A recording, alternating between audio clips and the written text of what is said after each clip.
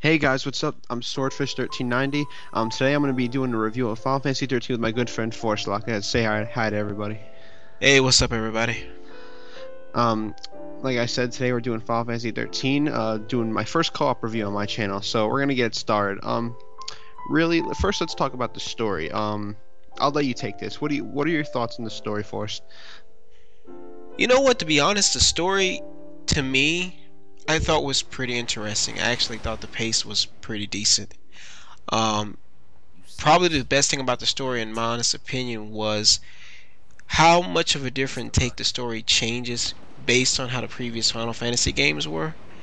Particularly the choice they made with how the gameplay kind of integrates with the story, which we'll talk about that later, I'm sure.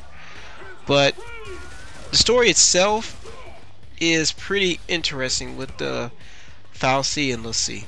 And those names, you're probably wondering what those mean. It's they don't give you a very valid understanding of what Lucy and Falsi means. To But be honest, I didn't know what they were until chapter 3.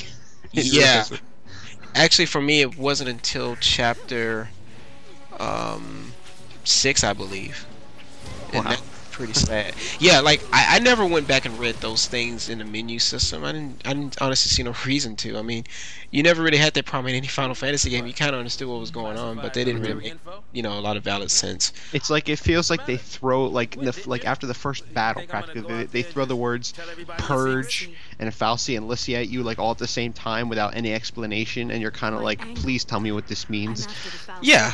And then every time a new chapter starts, you get more definitions added in when they're talking in the cutscenes, or just randomly talking in general. And you're like, what is that supposed to mean? Yeah, I know. It's like sometimes it doesn't make sense, but I thought the story never felt like too convoluted and unenjoyable. It was always interesting. There was, the occasional plot twist here and there. What really made the story for me, and what made me really want to keep going, was definitely how different and diverse the characters were, how interesting they were. Yeah, I agreed with that definitely. My favorite would have to be the immersion with Vanille and Saz. I thought that was a great combination with those two. Yeah, it was like a cool. They almost got like a father-daughter relationship going. Yeah, you could definitely see that, say towards chapter 7 especially. hmm I mean, really overall, I thought it was really cool how throughout practically the entire game, everyone is kind of separated into smaller groups, kind of doing their own thing. Yeah, definitely. It pretty much wanted to give the characters backstory. So I think the approach for these characters was very, I wouldn't say perfectly implemented, but I think it was implemented in a way that was solid. Like you really feel like you know these characters, like because to be honest, like I hate to go back and talk about 12, but I was never really interested in the characters in 12, but in 13, I was interested in the characters from start to finish. Now, here's my gripe.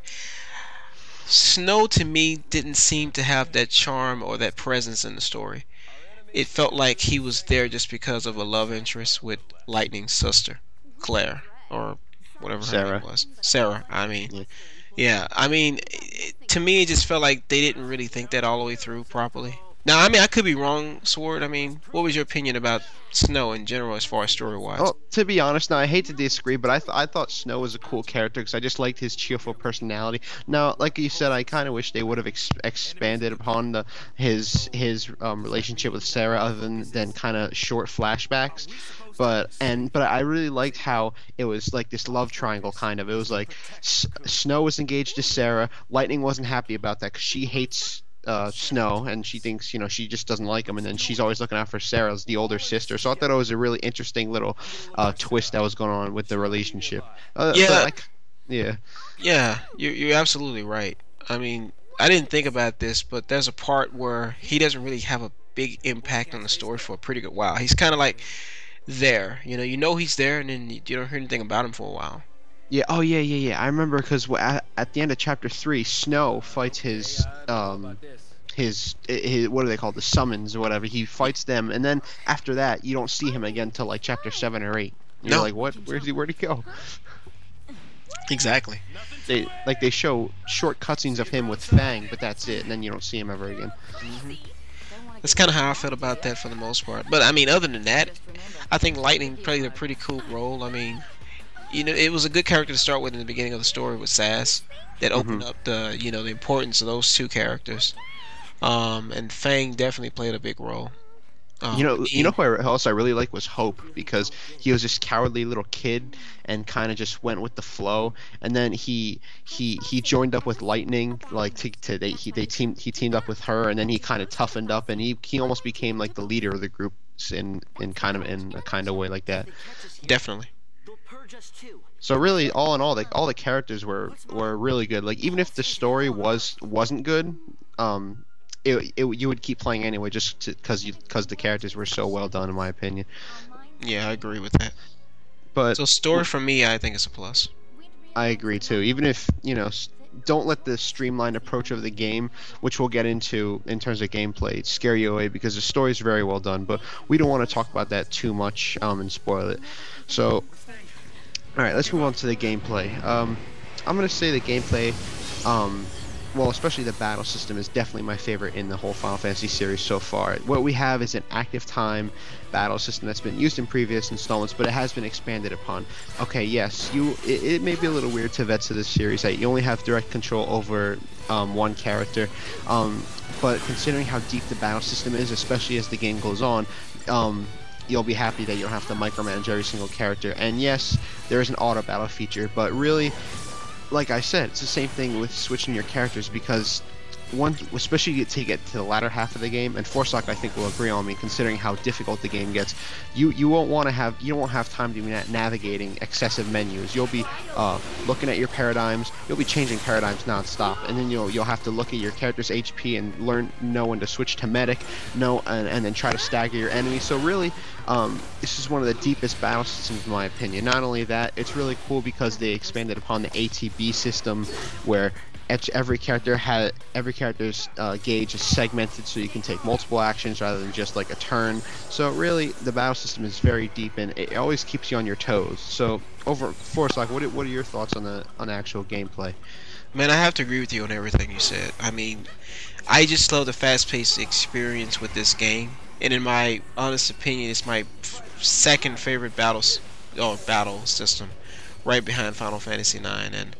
And I just liked everything about it. It seemed a little intimidating at first because there was really nothing there. It was like, oh, this is too easy. It was like it was give a bad first impression almost, like it was Yeah, deceptively simple. which to me, it felt like the reviewers of these major review sites only took partial reviews to the first couple chapters of the battle system. But Yeah. I mean, once you really get into like the scope of it, especially chapter 6 is where everything kind of opens up. Chapter 5 maybe. You start really seeing the scope of how awesome this battle system is. Like each character has their own summon. There's this thing where you can actually use some of your TP and cure all your character's health, which a lot of people probably didn't know that. If you have to use it for whatever reason. Glitching in this game is probably my favorite. Is that when you're summoning your different, for each character is different. But when you summon and you basically bring back your party, all the health is cured. A lot of it's little things that tactic reasons when you see in this game that really shows just how technical this battle system is. Probably my personal favorite thing about the battle system would have to be just how well intense all the different spells are when you're casting. You see all these different flashes and different colors on the field. It just makes the screen look amazing, especially on the HD TV. It's It's crazy. almost like they did a good job because they make the battles feel like a blur. Like you're fighting this really long and intense battle, and then you win the battle, and you're like, "Whoa, what just happened?" But it's almost like it's fast paced and it's deep, but it's almost like you finished the battle and you're kind of like, where did it go? And that's what a fast paced game like this needs to have is an intense and fun battle system. And Final Fantasy 13 definitely delivers in that department, in my opinion. Yeah, Now, definitely. to talk about, all right, the biggest thing that people are arguing about is linearity. I'm okay with this streamlined approach because I'm used to that style of play. I have played games like Digital Devil Saga and Nocturne, no towns, and they are, for the most part, very linear. Final Fantasy 13 is no different. Now, I think people were scared away, especially veterans of the series, because this is not considered in their eyes a traditional Final Fantasy game. I think it's very worthy of the franchise. Like I said, there are no towns in the game, and I'm fine with that because I never play an RPG and think, oh, I can't wait to get out of this dungeon and get to that next big town. Wow, it's gonna be awesome. I don't think that because that's just not me. I play for the story, and 13 has a good story, and I play for the actual gameplay, and 13 has good gameplay. Now, yes, I'm sure it would have helped if maybe, for example, the areas you go to, the dungeons were more complex, such as like Digital Devil Saga. Despite it being a linear game, it was very puzzle oriented. Final Fantasy 13 could have benefited from that, so it made you think a little bit. But you know what? I don't think you people that hate the game played up to Chapter 11 because then that's when you'll be overwhelmed with content. Definitely. Like, I give you an example. The enemies that comes twice more powerful than they were playing through the previous chapters. Some fights could take up to 20 minutes.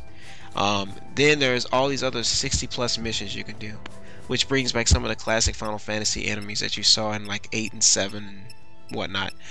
I mean, there's other things in this game that's not just the stories. Just because it's streamlined doesn't necessarily mean there's any other additional content that's there.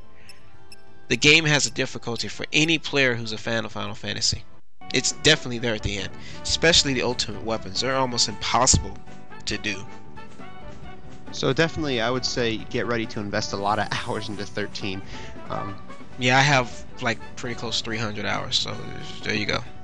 I mean, like, for all you people, once you get to Pulse, which is Chapter 11, the big open area, alright, I'm not going to say it's MMO size like Final Fantasy 12, but you know what, I would have been annoyed if it was that big, because I don't need it to be that big. Pulse is plenty big. Pulse, especially since you're probably so used to linearity in the first 10 chapters, you'll be like, whoa, where do I go? You know what I mean? You'll almost be scared because there's monsters running around all over the place. And then even, there's also little things like you could ride chocobos and dig for buried treasure and whatnot. And then there's also, like, we forgot to mention before is, you know, like weapon creation and weapons can evolve from the components you give them and stuff like that. So really, now, I don't think I've ever seen a reviewer ever complain about this. My biggest problem was not the linearity in the game, but it was the Crystarium cap.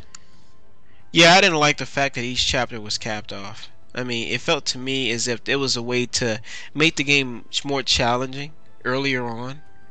And then when you get to chapter 11, it's making the game extremely hard because then all the capping off, it's like, well, why did you do me like this game?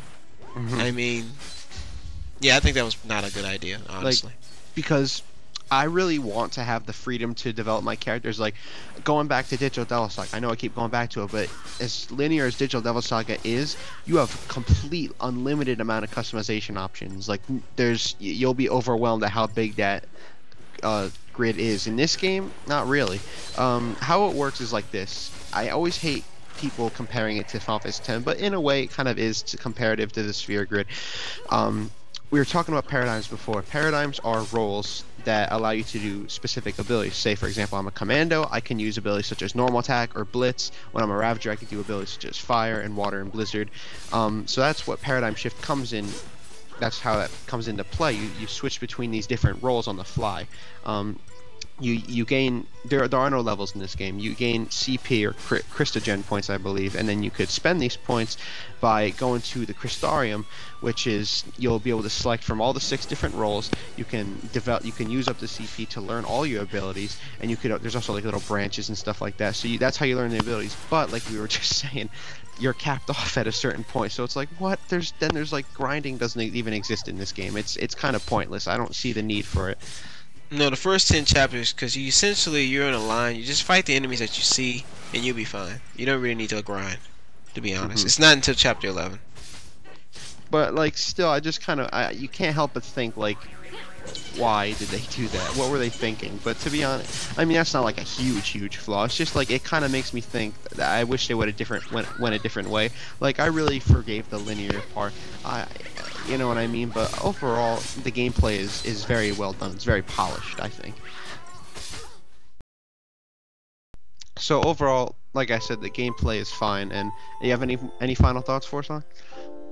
Just to say that if you guys haven't played 13, play it before 13.2 comes out, because that way they have any transfer data, you'll be able to do that. Or If you decide to play 13 too because 13 didn't get such good reviews, a lot of people didn't like it, blah blah blah, well then this will give you a reason to play it.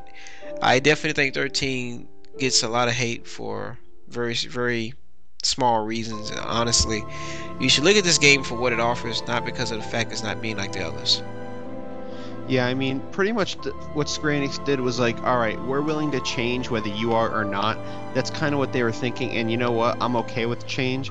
It did feel like, it felt like a Final Fantasy game to me, so I still felt right at home with what they did. And not only that, like I said, gameplay's good, story's good, characters good. You also got things like awesome graphics. Beautiful. These are literally like number one. I have yet to see graphics this good. The spells look awesome. Definitely. Man, Swore, this review is looking pretty positive, video-wise and everything.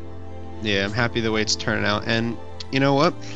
That's it. That's it for us. Hope you enjoyed the review. Peace out.